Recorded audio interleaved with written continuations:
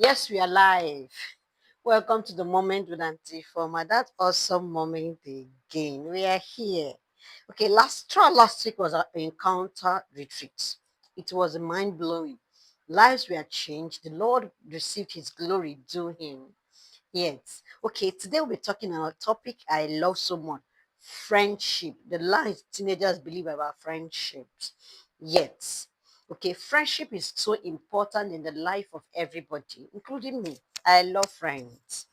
Okay, but if you're not careful, you have to believe lies that will make you feel hot at every time. You will be in this friendship relationship. Before you meet, you're already hot, you're already angry. They're not doing that, they're not doing the other things. My dear, let me tell you the truth about friends. I'll tell you the lies and tell you the truth. You know, Antifoma now. Yes. Okay. Number one lies that teenagers believe about friendship, that real friends must support everything I do. It must not, though. Yes, friends must not. Any friend that supports everything you do is not a good friend. Yet that person is not even supposed to be your friend at all. If you support everything you do, and when you are wrong, the person is support. When you are right, the person supports you. Is not a good friend. Friends must tell you the truth. Real friends tell themselves the truth when they are wrong. You'll be able, I believe, to say, "Nne, friend Ada, you are wrong in this one. I think the right thing should have been this." That's what friends should help you to do. Number two lies you believe about friendship: if they go to church, they are automatically safe friends. That's not true also. The fact that someone appears in church every Sunday does not make that person a genuine Christian. It could be that the parents are bringing the person to church, but inside they know they are not born again. Many of them know. They know they're not even following Jesus. Many of them know. So the fact that you met somebody in church does not necessarily mean that that person is a Christian, a true Christian. You may be a Christian, but I'm talking about the true one. Yes. So, what do you do in this angle? It's find out who genuinely love Jesus. There's a pattern that Jesus used, and we'll think we'll share some one of the things. There's a pattern that Jesus used before Jesus began to choose friends. You know what he did? The Bible said he prayed. He went to the mountain to pray. He prayed all night, on vigil, night vigil, before he came down and began to choose his disciples. That's his friends. That his followers. Begin to choose his. He didn't just one day and wake up and because they live in the same streets and they are now friends. And chapter 1, verse what? Remember, we are teenagers that follows Jesus. Yes. Okay. Number three lies that teenagers tell themselves about friends. I need a big circle to be accepted. Yes, for me to be accepted, I need a big circle. They will know that this clique is my friend. This one is my friend. The other person is my friend. I need a big clique, big everywhere to be accepted. You don't need much. Jesus had 12 disciples, but only three were close to him. And that was James, Peter, and John. That was the people he took to go and pray in the mountain. They were close to him. And even these three, they didn't have the same characters. They were so close to him. They had what they had to him. He didn't just choose friend anyhow. Let's just be choosing friend. He didn't do it like that. He chose purpose-driven friends.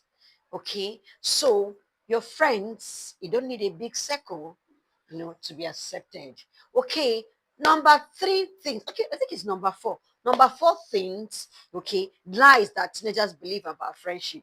I have to change who I am I have to change who I am to keep my friends. Sweetie, if you're a Christian and you are following Jesus, you don't have to change to suit your friends. We're not called to be everywhere. We're called to be set apart. We are called to be unique. So look out for those ones who are called in the same manner and work with them. You don't have to change who you are. You don't. We're not called to conform.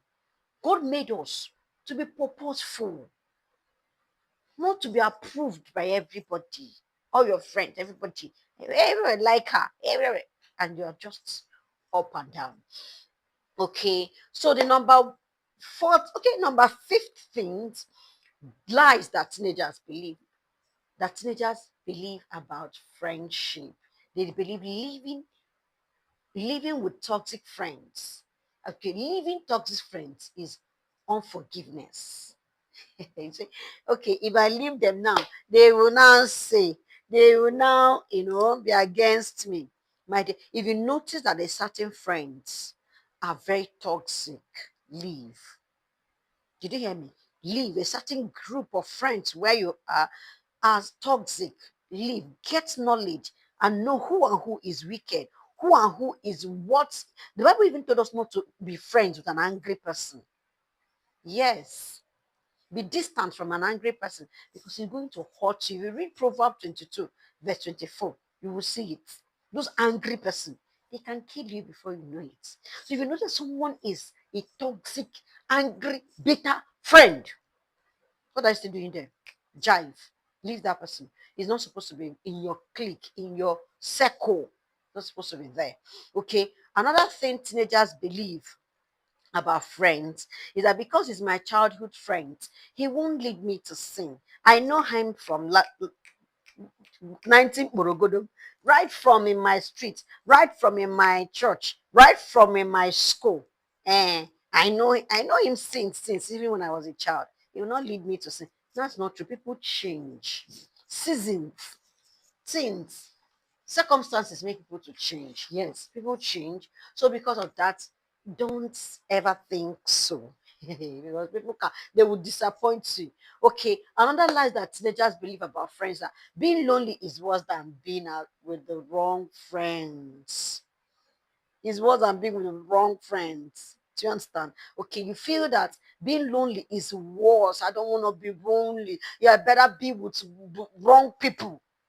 I better be with the wrong people than being lonely. Me care lonely, only me here.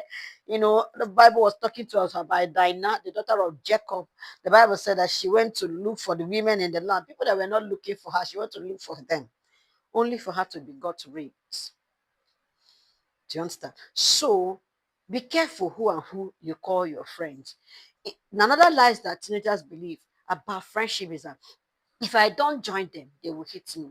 They should better hate you than joining a wrong clique. Because at a point, it will not just be about hate, it will not be about life. They can stab you. They are not your friends, but you think that they are. Yes. Okay. So that's the next one. I can't. Another thing, another lie that teenagers believe about friends are best friends tell each other everything. Sweetie, nobody tells everybody everything. If they tell everything, you will not be their friend again. Nobody does that. Even adults don't tell you everything. There's this secret you, yes, that is just for you and God. So you hearing from somebody that, this thing happened, say, she didn't even tell me, and you're not angry. Why will she tell you? She has already checked the kind of information that you can hear and still be calm. So she will tell you that one. Mhm. Me, I don't tell everybody everything. I reserve some for myself. Yes, I'm my God. So don't tell nobody will tell you everything. Everything, nobody will. So forget it. Calm your head all the way down. You will be all right. Okay. I think it's number 9. Best friends. Okay, I think that I've handled that. Number 10, I can save them. So I must stay no matter what. You believe you can save friends that are already unbelievers, and you believe you can save them. You are the only one that is a believer. You are not in the clique of unbelievers. Sweetie, the truth I want to tell you is that friends shape your future. You can't save anybody. You're not Christ. You can only influence them, but they have the right to make the choice if they're going to be changed. Friend shapes who you become. So stop, come out from the midst of them and be you separate. That's the thing. Yes. Be you separate. Because a companion of fools, the Bible says that it shall be destroyed. So real friends will tell you the truth, not what you want to hear. That's what real friends. Okay, about the real friends, they'll tell you the truth, not what you want to hear. Many of us want to hear, what's the kind of thing about boyfriend, about this. The real friend will tell you, don't do that. That's the real friend. As mommy said, we shouldn't. Daddy said you shouldn't. Uncle said, and pastor said, leader said, teacher said, you shouldn't. The word of God said you shouldn't. Yes. So the another truth you have to know about friendship, don't choose royalty to people should never override royalty to God. Your royalty to people should never override royalty to God. So your royalty to friends shouldn't override your royalty to God.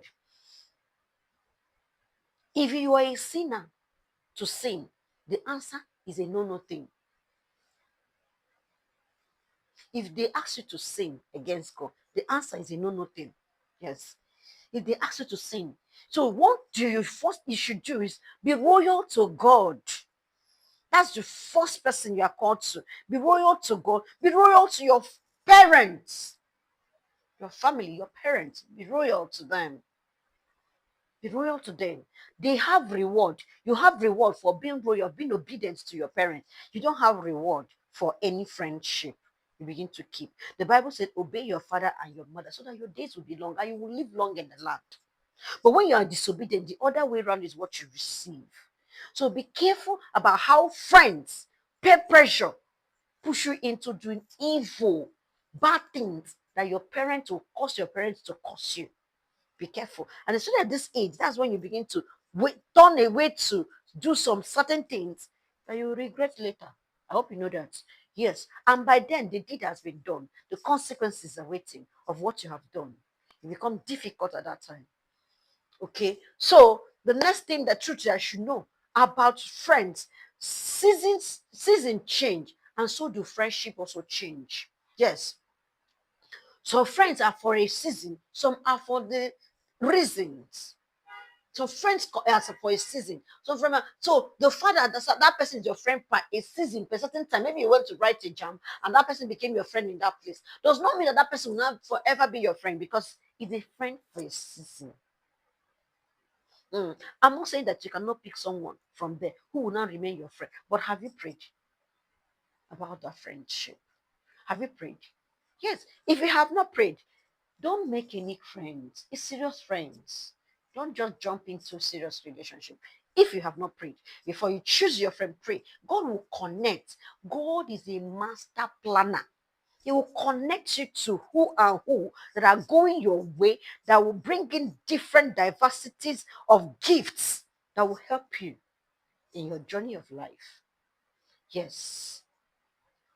Okay. So that's no. I think it's number 4 gift. I was mentioning. I wasn't truths. I wasn't really naming them. Okay. The next truth you have to know about friends. The best friend you ever have. The best friend you ever have is Jesus. Did you hear me? The best friend you will ever have is who? Is Jesus. Yes. Make Jesus your best friend. Make him your best friend. You will not regret it. That's the best friend you ever have. So if you have not had Jesus as your best friend, I invite you. Go talk to him. Come into your life. He's the best friend that will stay there and be there. He doesn't leave you. He doesn't forsake you. But we can make that many friends that you can make that knows how to leave and forsake as friends. Okay, so I think we will stop here. Tomorrow, we'll be talking about the skills that Jesus used in choosing his friends. The skills that Jesus used in choosing. Have you heard about it? Talking about skills that Jesus used in choosing his friends. Okay, see you tomorrow, Saturday. So our program is now Friday and Saturdays. Yes. So see you tomorrow. Remember, Antifama love you. Subscribe, like, share. Tell somebody to tell somebody that Antifama is live. And God will bless you as you do so. See you tomorrow, Saturday.